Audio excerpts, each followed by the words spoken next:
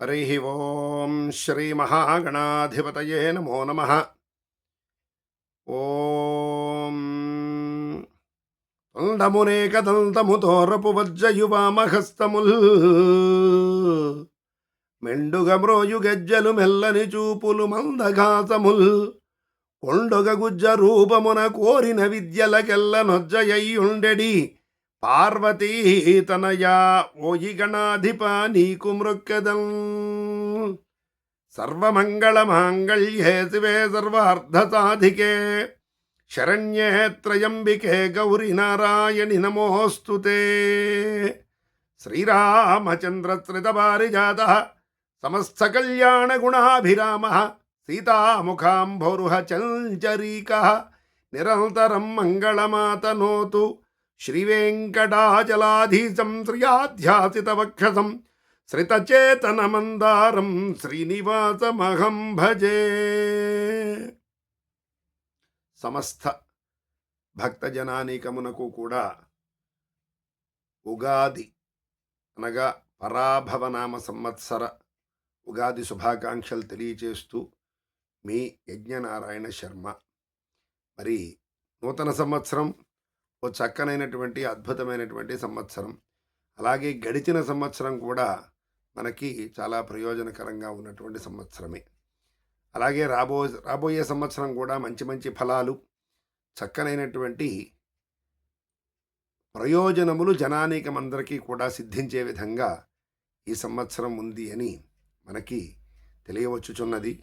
అందులో భాగంగా ప్రధానమైనటువంటి భాగంగా అందులో పరాభవనామ సంవత్సరము. ఏదో పరాభవం అంటే ఏదో కించపరచడము, లేకపోతే చిన్నగా చూడడమనో ఆ భావం అంటే క్రిటిసిజం అనే భావంలో చూస్తాం పరాభవం అంటే. కానీ అది కాదు. ఈ నామ సంవత్సరానికి చాలా విశిష్టత ఉంది, విశేషం ఉంది. దీనికి నర్యాపసుడు అనేటటువంటి అధిష్టాన దైవం ఈ నామ సంవత్సరానికి. పరాభవాక్వయం వందే నర్యాపసమదర్చిషం ఉత్తుంగతురగారూఢం పరశోజ్వలపాణినం అని ఆ ప్రభవాది షష్ఠి సంవత్సరాల్లో అంటే ప్రభవలగాయతు 60 నామ సంవత్సరాల్లోనూ కూడా ఈ యొక్క పరాభవనామ సంవత్సరము 40వది. అంతేకాకుండా ఇది 1966లో వచ్చింది. మళ్ళీ నాటికి నేడు ఇవాళ 60 సంవత్సరాలు పూర్తి చేసుకుని ఇవాళ 40లో పరాభవనామ సంవత్సరము 40వ సంవత్సరంగా మనం స్వీకరిస్తున్నాం. కాబట్టి ఈ ఉగాది అందరికీ కూడా సకల శ్రేయస్సులు కలిగిస్తుంది అని. అయితే మరి ఏంటండి పరాభవ అంటే మీరు ఏదో కించపరచడము మరోటి అన్న భావన అన్నారు కదా. మరి దానికి ఏమిటి అంటే ఆ భావనకి కించపరచడం అనేటటువంటిది కాదు. ఈ నామ సంవత్సరానికి పరాభవ, పర అనే శబ్దానికి పరమశ్రేష్టమైనదని, అత్యున్నతమైనదని, అతీతమైనదని, సంపూర్ణమైనదని శబ్దాలున్నాయి. అలాగే పరాంబిక, ఆ పరాశబ్దం అంబిక కూడా పరాంబిక అని వాడతాం. కాబట్టి అది అమ్మవారిగా భావన చేసి అతీతమైనటువంటి శక్తి, పరమశ్రేష్టమైన అత్యున్నత శక్తిగా భావిస్తే భవుడు అనగా భవ అనగా ఈశ్వరుడు, అలాగే ఉనికి, పుట్టుక, అలాగే భవసాగరం అంటాం అంటే సంసారిక జీవనము, ఇవన్నీ కూడా అందులో వస్తాయి. కాబట్టి ఆధ్యాత్మిక చింతనయే ప్రధానంగా కలిగినటువంటి అంశానికి భవ అని కూడా తీసుకుంటాం. కాబట్టి ఈ సంవత్సరం అంతా కూడా జనానీకమందరూ ఆధ్యాత్మిక చింతన హెచ్చుగా చేసుకున్నట్లయితే వారికి చక్కని ప్రయోజనములు సిద్ధిస్తాయి అని. అటువంటి ఈ పరాభవనామ సంవత్సరము మనం అర్ధనారీశ్వర స్వరూపంగా కూడా భావన చేయవచ్చు.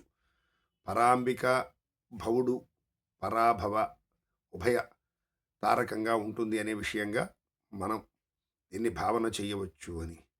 అయితే ఉగాది, దీన్నే యుగ ఆది యుగాది, బ్రహ్మగారి సృష్టి ఈ సంవత్సరాది నాడు ప్రారంభించారు అని చెప్పి మనకి పూర్వకాలం నుంచి వచ్చేటటువంటి ఒక అనుశ్రుతమైనటువంటి నానుడి.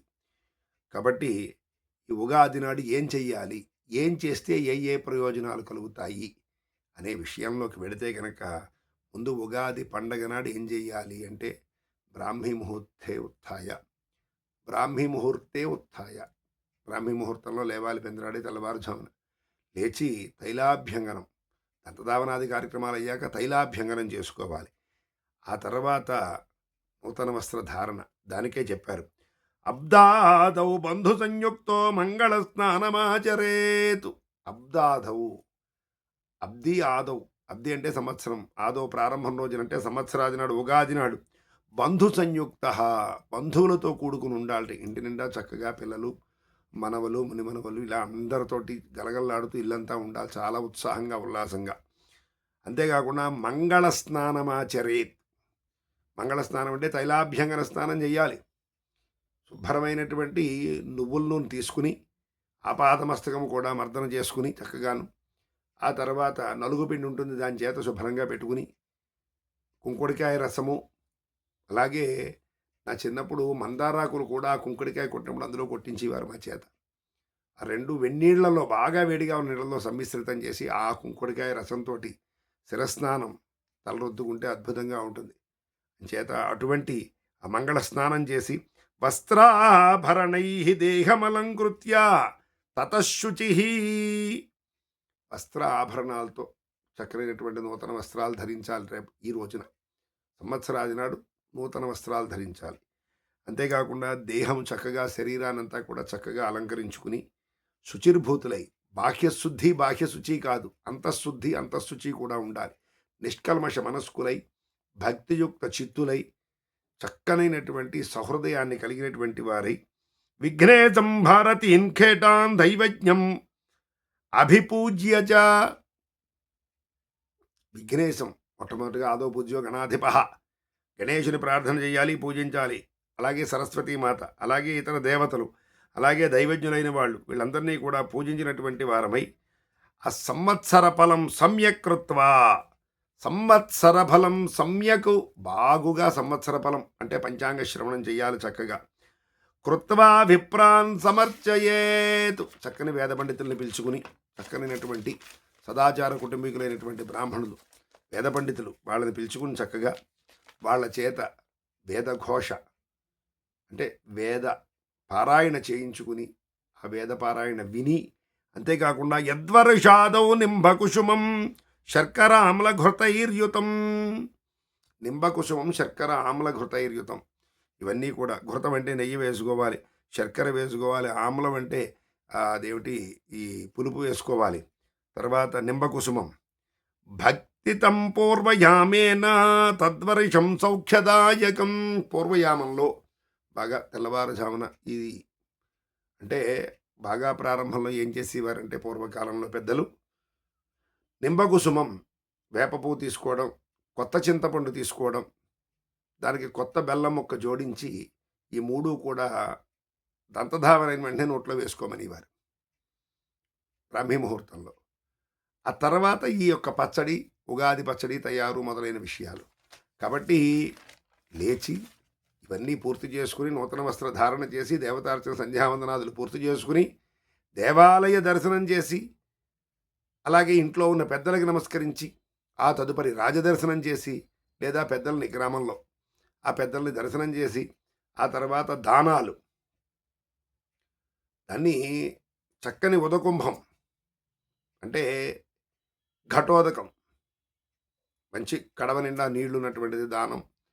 అలాగే చెప్పులు, కర్ర, గొడుగు, వస్త్రము ఇలాంటివి కూడా బ్రాహ్మణుని పిలుచుకుని దానం చేయడం వల్ల సంవత్సరాది నాడు చాలా ప్రయోజనం సిద్ధిస్తుందయ్యా అన్నారు. అంతేకాకుండా ఈ సంవత్సర ఫలం పంచాంగ శ్రవణం చెయ్యాలి అన్నారు.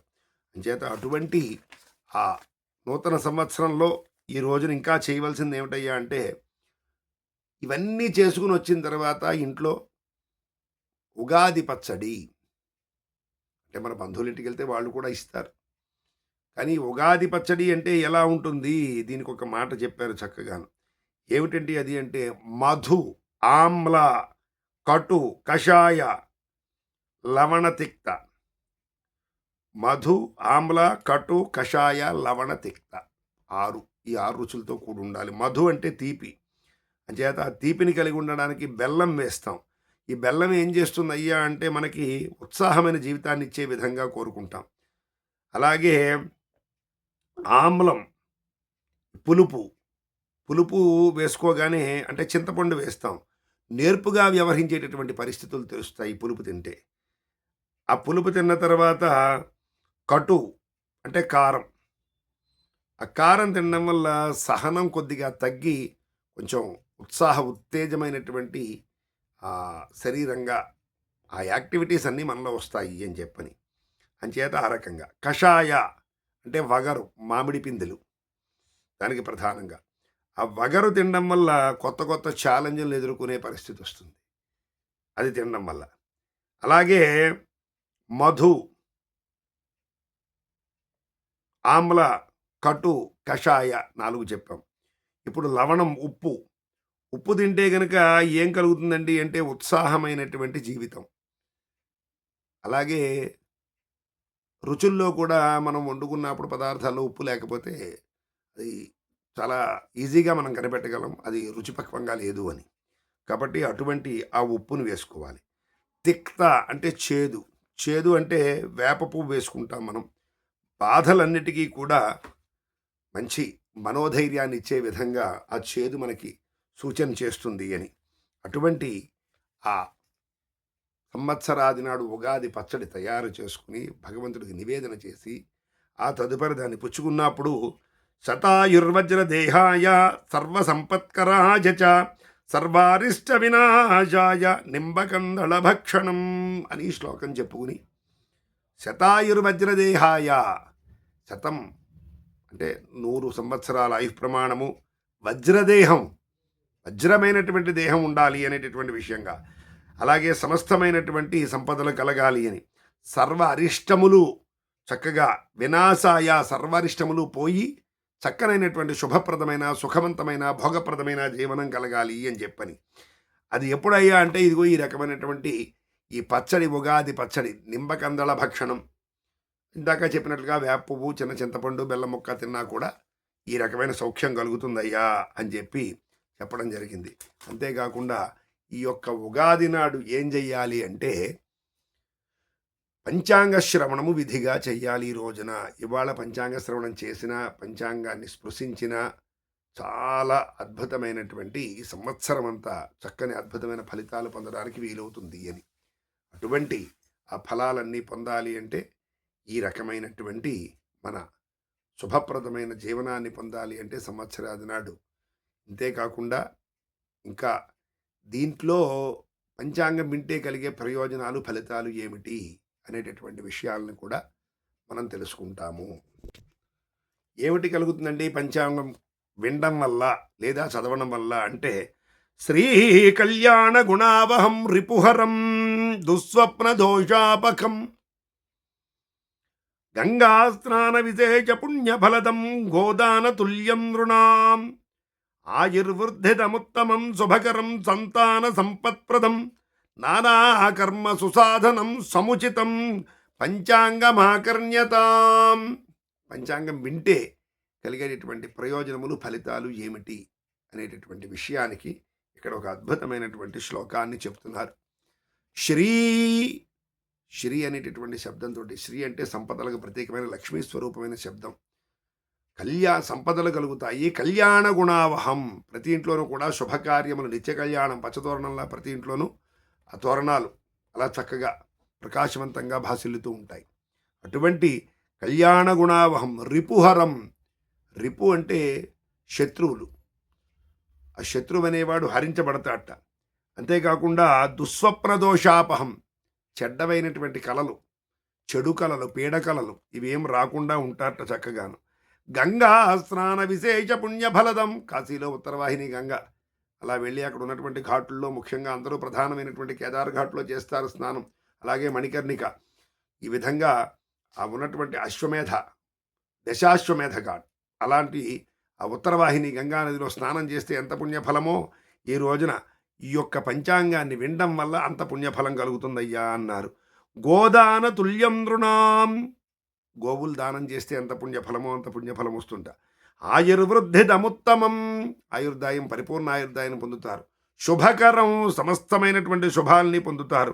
సంతాన సంపత్ప్రదం, ఇంటి నిండా సంతానం, పిల్లలు, మనవలు, మునిమనవలు, ఇలా సంతత వృద్ధిగా ఉంటుందిట సంవత్సరాది రోజున పంచాంగం కనుక విన్నట్లయినా లేదా చదివినట్లయినా. అంతేకాకుండా నానా కర్మ సుసాధనం, ఎంత కష్టమైనటువంటి కార్యాలైనా సుసాధనం, అలా చక్కగా అయిపోతాయి ఆ కార్యాలని సుసాధ్యంగా. సముచితం పంచాంగమాకర్ణ్యతాం.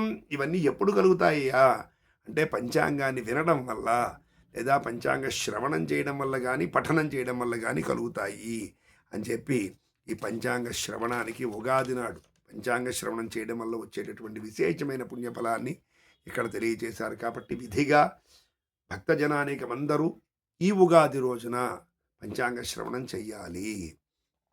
అంతేకాకుండా అందులో ఉండేటటువంటి పంచాంగం అంటే 5: తిథిర్వారంచ నక్షత్రం యోగం కరణమేవచ అని తుమ్ము నరసింహదాసు గారిని భద్రాచలంలో రాముడికి అపారమైన సేవ చేశారు రామదాసు గారి తర్వాత. ఆయన అంటారు, తిథిర్వారంచ నక్షత్రం యోగం కరణమేవచ శృణు రాఘవ రాజేంద్ర పంచాంగ ఫలముత్తమం అని అక్కడ ప్రభాత సభ చేసేప్పుడు ప్రతిరోజు భద్రాచలంలో ఆ రోజున తిథివార నక్షత్రాలు, యోగాలు, కరణాలు అన్నీ చదివి వినిపిస్తారు ఆచార్యవర్యులు, అర్చక స్వాములు. కాబట్టి అలాగే మనం కూడా తిథిర్వార నక్షత్రాలు రోజు కూడా తిథి, వారము, నక్షత్రము, యోగము, కరణము కూడా చూసుకోవాలి. మనం చేసేటటువంటి సంధ్యావందనాది కార్యాల్లో, సంకల్పంలో అవన్నీ కూడా ఉచ్చరించుకోవాలి. అవి ఏమిటి చేస్తాయ్యా అంటే తిథేశ్చ శ్రియమాప్నోతి వారాదాయుష్యవర్ధనం. తిథి సంపదలను ఇస్తుంట, వారము ఆయుర్దాయాన్ని, చక్కనైనటువంటి పరిపూర్ణమైనటువంటి ఆయుర్దాయాన్ని వృద్ధి పొందింపజేస్తుంది, ఆయుర్వర్ధనం. నక్షత్రాత్ హరతే పాపం. నక్షత్రం అలా ఉచ్చరించినటువంటి కారణంగా, ఆ రోజు నక్షత్రం ఉచ్చరించిన కారణంగా పాపం హరతి, ఆ పాపం అంతా పోతుందిట. అంతేకాక యోగాద్ రోగ నివారణం. యోగం అనేది రోగాన్ని నివారింపచేస్తుంది. కరణాత్ కార్యసిద్ధిశ్చ. కరణం గనక చెప్పుకున్నట్లే కార్యములు ఏవైతే ఉన్నాయో అవన్నీ సుసాధ్యమవుతాయి. ఆ విధంగా పంచాంగాన్ని 5 అంగములు, ఆ 5 అంగములు ప్రతిరోజు కూడా మనం పంచాంగాన్ని ఒకసారి ముట్టుకుని స్పృశించి ఉదయ భాగంలో ఆ రోజు తిథివార నక్షత్ర యోగకరణాలన్నీ కూడా చూసుకోవాలి అని చెప్పి, అటువంటి పంచాంగాన్ని ఈ రోజున వింటే కనుక అపారమైనటువంటి పుణ్యఫలము ఈ యొక్క ఉగాది నాడు. అంతేకాక సంవత్సరాంతం వరకు కూడా శుభ ఫలితములు, శుభ పరిణామములు, శుభ ప్రయోజనములు పొందుతారు భక్తులు. జనానికమందరికీ కూడా పరిపూర్ణమైనటువంటి ఆ పేరూరు లక్ష్మీ నరసింహస్వామి వారి మరియు రాజరాజేశ్వరి అమ్మవారి, రుక్మిణీ సత్యభామా సమేత మదనగోపాల స్వామి వారి, ఉమా సోమేశ్వర స్వామి వారి పరిపూర్ణానుగ్రహ కటాక్షములు కలగాలని ఆయా దేవతలను కోరి ప్రార్థిస్తూ అందరికీ ఉగాది శుభాకాంక్షలు తెలియచేస్తూ, ఈ సంవత్సరం ఈ రోజు లగాయతూ సంవత్సరాంతం వరకు కూడా అందరికీ శుభకార్యములు, సుసాధ్యమైనటువంటి కార్యాచరణములు, సకల సంపదలు కలగాలి అని ప్రార్థిస్తూ, ఓం పర్యాప్త్య అనంతరాజాయ సర్వస్తోమోతిరాత్రముత్తమమహర్భవతి సర్వస్యాప్త్యై సర్వస్య జిత్యై సర్వమేవ తేనాప్నోతి సర్వం జయతి. శతమానం భవతి శతాయుః పురుషస్యతేంద్రియ ఆయుష్యేవేంద్రియే ప్రతిష్టతి. సకల శ్రేయోభివృద్ధిరస్తు. సర్వే జనాః సుఖినో భవంతు.